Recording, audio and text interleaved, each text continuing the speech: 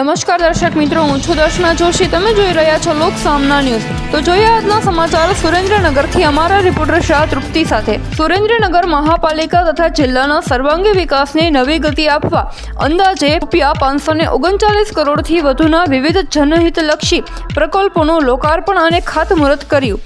નાગરિકોને સુખાકારી પ્રાથમિકતા આપતા આ પ્રકલ્પોમાં વઢવાણ ખાતે રિવરફ્રન્ટ ડેવલપમેન્ટ, સુદૃઢ રોડ રસ્તાઓ કામો, નલ સે જલ યોજના તેમજ શિક્ષણ, આરોગ્ય અને માર્ગ મકાન વિભાગના વિવિધ પ્રકલ્પોનો સમાવેશ થાય છે. માનનીય વડાપ્રધાન શ્રી નરેન્દ્રભાઈ મોદીના વિઝનરી નેતૃત્વમાં સુરેન્દ્રનગરની સૂકી ધરતીમાં વિકાસનું સિંચન થયું છે.